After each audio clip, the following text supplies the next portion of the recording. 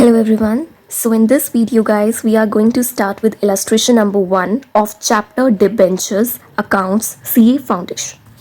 Okay. Let's start with the question reading first. Anmol Limited issued 40 lakh 9% debentures of 50 each, payable on application as per term mentioned in the prospectus and redeemable at par any time after 3 years from the date of issue. Record necessary entries for issue of debentures in the books of Anmol Limited. So guys, इस question में हमने क्या समझा? सबसे पहले ना, question से पहले जो भी आपकी क्वेश्चन की फॉर्मेशन होती है, उससे पहले जो आंसर वो मांगते हैं वो ज़रूर पढ़ा करें. उन्होंने क्या पूछा आपसे? नेसेसरी एंट्रीज आपको बतानी है इशू से related.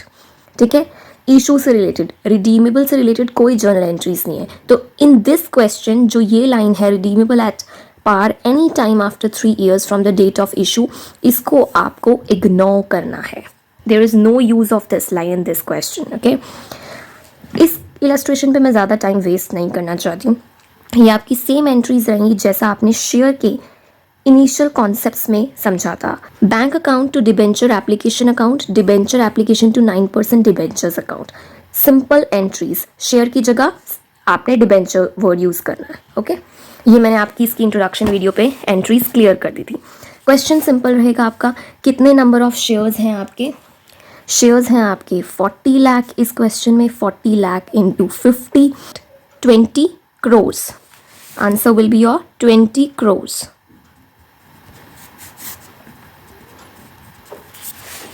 Clear?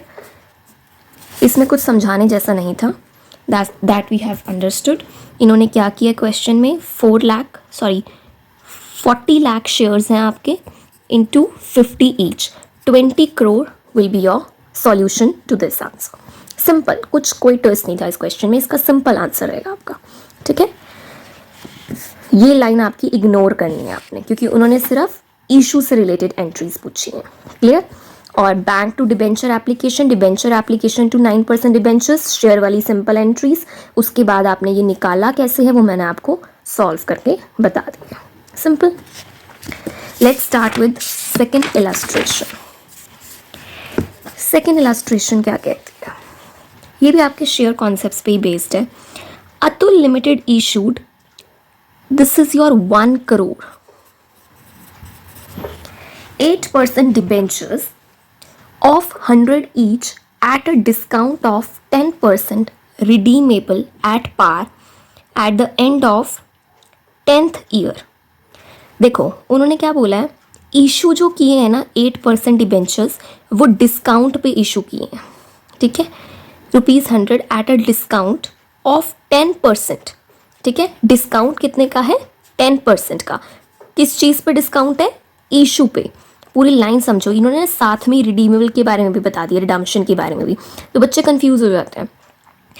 Atul limited issued 1 crore 8% debenture of 100 each at a discount of 10%, comma लगा दो चाहे, रिडीमेबल एट पार.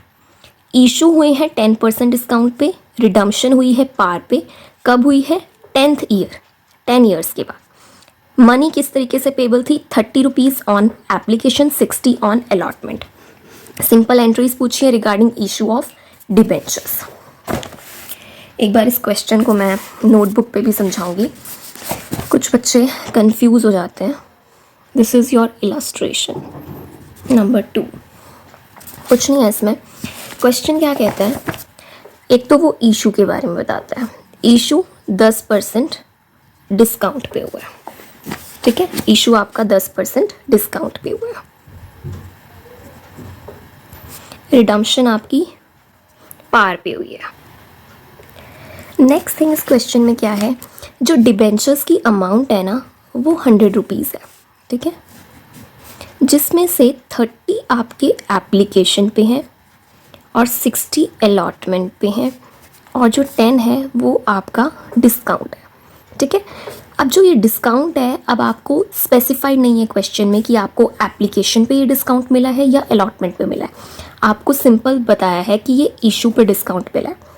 ये लाइन आप रेड पेन से अपने यहाँ पे नोट बना के लिख लीजिए. If nothing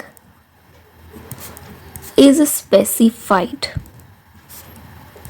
in the question, then discount and premium you have to consider on the allotment. Clear? तो यहाँ पे आप अब इसकी एंट्री समझिए मेरे से. सिंपल एंट्रीज हैं, इसमें भी कुछ नहीं है. ये रिडम्पशन एट जो आपका पार है उसके रिगार्डिंग भी आपका कोई कॉन्सेप्ट नहीं बनता है, क्योंकि उन्होंने सिर्फ इशू से रिगार्डिंग एंट्रीज क्वेश्चन में पूछी हैं. बैंक में एप्लीकेशन पे कितना पैसा आएगा? 30 रुपये. ठीक है, 30 into 1 crore of debentures will be 30 crore of amount that you will be received in your bank account. Debenture application to 8% debentures, ये आपने उसकी डिबेंचर अकाउंट की एंट्री पास कर देनी है, similarly as we pass in the shares concept. Okay, next is your allotment entry. In allotment entry जो आपका debenture account है दैट विल बी ऑफ 70. क्यों 70? क्योंकि 10% डिस्काउंट जो था हमारा वो हमने अलॉटमेंट पे कंसीडर किए. ठीक है, अलॉटमेंट पे पैसा जो मिला है ना, अलॉटमेंट पे वो आपको 60 रुपीज़ मिला है, लेकिन जो डिबेंचर्स आपने दिए हैं उन्हें वो 70 के दिए हैं. ठीक है, ये चीज़ यहाँ पे समझो. डिबेंचर कितने के दिए हैं? 70 के. अलॉटमेंट पे पैसा कितना आ रहा है? 60. 10 कहाँ का? ये 10 का बैलेंस कौन सा रहेगा आपका? डिस्काउंट का. इस तरीके से शो करना है. दुकानदार ने आपको चीज़ जो है वो 70 की ही दी है. ठीक है, तो वो अपने बुक्स में 70 की ही अमाउंट जो है वो आपको देने की दिखाएगा, लेकिन आपसे पैसा जितना मिला है वो 60 मिला है. 10 कहाँ जाएगा? डिस्काउंट में. इस तरीके से इस एंट्री को आपने समझना है. नेक्स्ट बैंक की एंट्री थी हमारी. बैंक में आपने वही 60 वाला दिखा देना लाइक दिस. ठीक है, सिंपल, कुछ नहीं है इस क्वेश्चन में भी. It was also very simple question. Next is your illustration number 3.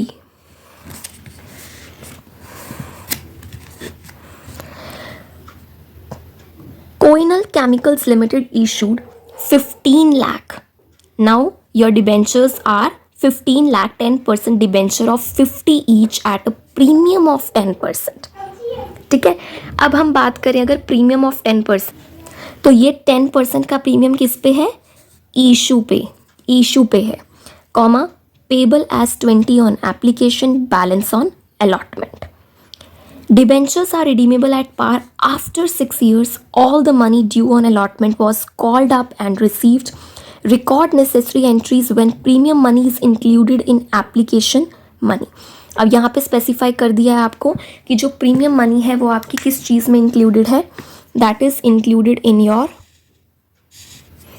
Application money.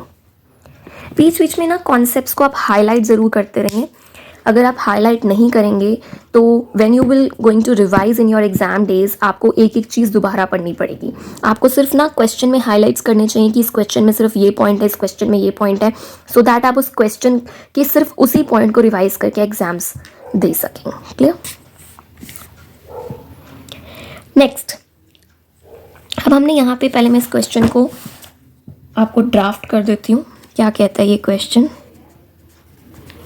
Illustration number 3.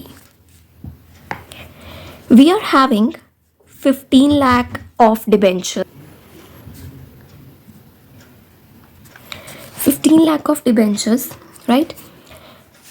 They are of 50 at a premium of 10%. ठीक है, अब 50 में आप 10% प्रीमियम ऐड करो, इट विल बी 55 रुपीज़.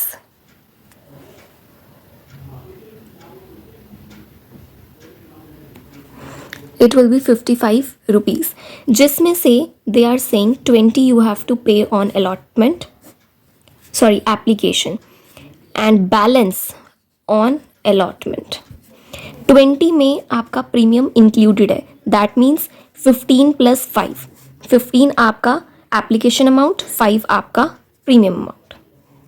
ठीक है, बैलेंस कितना बचता है? 35. 55 minus 20, 35. You have to pay on allotment. Simple entries concept simple था. 50 plus 10% is equals to 55 rupees. 55 rupees. And after that you have to pay 20 on application, जिसमें से 15 आपकी application money है और 5 आपका प्रीमियम है. ये सारा कुछ क्वेश्चन कहता है. और बैलेंस 55 में से 20 हटाओगे तो 35 बचता है, which you have to pay on allotment. ठीक है.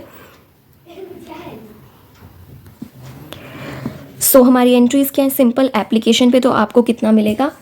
20 इंटू 15. ठीक है. बैंक में इतना पैसा रिसीव होगा आपको. उसके बाद एप्लीकेशन पे ये आपके बच्चे 15 लाख है, ये आप समझ लेना. 15 लाख शेयर्स इंटू 20. ठीक है. अब यहाँ पे आप बाइफर्केशन कर दोगे. डिबेंचर्स कितने के हैं हमारे? 15 लाख इंटू 15. और प्रीमियम कितना है? 15 लाख इंटू 5. क्लियर. इस तरीके से आपने यहाँ पे स्पेसिफाई कर देना.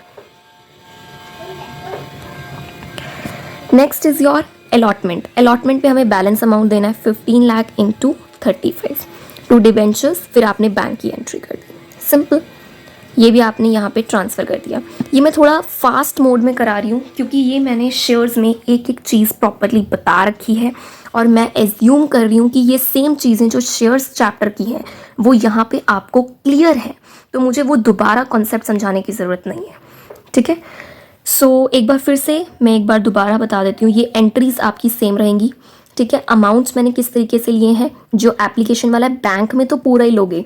जो आपकी सेकंड एंट्री होती है जिसमें डिबेंचर्स और प्रीमियम की आपको बाइफर्केशन दिखानी है, उसमें आप अलग अलग अमाउंट बाइफर्केट कर देंगे. नेक्स्ट अलॉटमेंट पे तो सीधा बैलेंस है. यहाँ पे ना आपकी कोई प्रीमियम की एंट्री है, ना कोई डिस्काउंट की एंट्री है. तो ये सिंपल फुल अमाउंट आपकी इन्हीं सिमिलर एंट्रीज में चली जाएगी.